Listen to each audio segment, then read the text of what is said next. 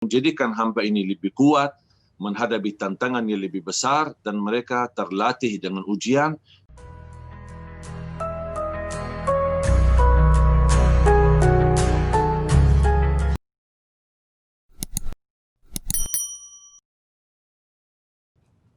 Gambaran ada di dalam Al-Quran surah Ali Imran dari ayat 133 sampai ayat 142. Saya tidak akan bisa jelaskan secara detail satu persatu, tetapi saya harap jadi PR untuk Bapak Ibu jamaah sekalian bisa nanti selepas acara, mungkin habis laksanakan salat zuhur, lagi santai-santai, silahkan buka Al-Quran, surah Ali Imran, surah ketiga, mulai dari ayat 133 sampai ayat 142.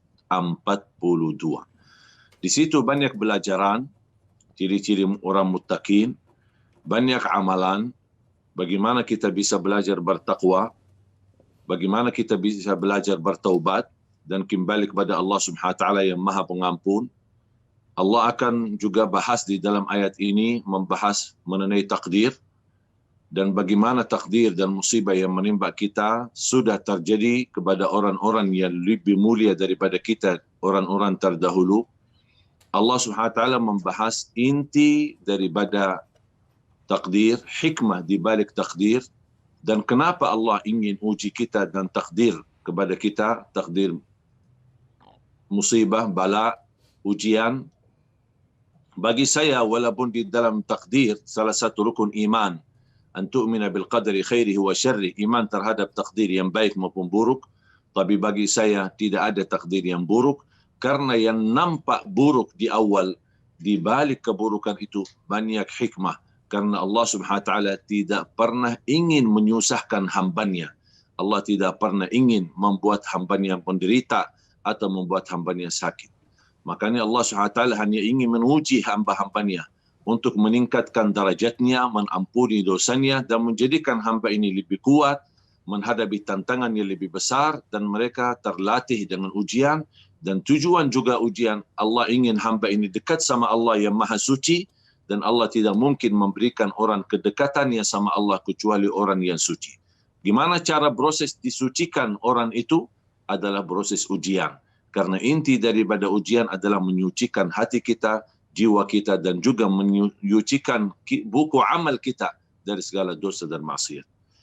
Bapak Ibu jamaah sekalian yang dimuliakan Allah Subhanahu wa Ta'ala, kunci kebahagiaan dan kemuliaan ada 3 hal yang perlu kita perhatikan. Selain ayat yang saya sebutkan tadi, yang pertama, kita utamakan salat kita tepat waktu. Belajar bagaimana kita bisa menjaga salat, kalau bisa jangan masbuk lagi. Mungkin kita bisa menjaga salat, tapi kadang-kadang kita sadar sering kita masbuk. Dan kalau kita tahu ketika Allah perintahkan salat kepada Nabi Muhammad SAW adalah perintahnya 50 salat. Semua rangkaian agama turun lewat wahyu, kecuali salat. Nabi Muhammad menerima langsung perintahnya dari Allah, tidak bagi malaikat Jibril dan tidak bagi wahyu. Menunjukkan apa? Salat itu adalah tali hubungan kita sama Allah Subhanahu wa Ta'ala. Kenapa ketika Allah perintahkan salat 50, baru Nabi Muhammad SAW minta diringankan sampai menjadi 5, tapi pahalanya tetap 50, karena Allah ingin tidak terputus hubungan hamba dengan Allah melalui salat.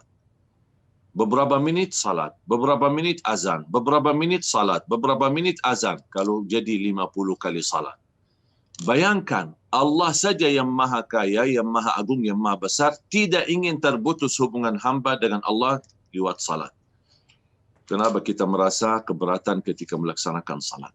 Makanya tolong depankan salat. Kalau kita selalu depankan dan utamakan salat, pasti akan Allah SWT depankan segala urusan kita dan utamakan segala hajat kita.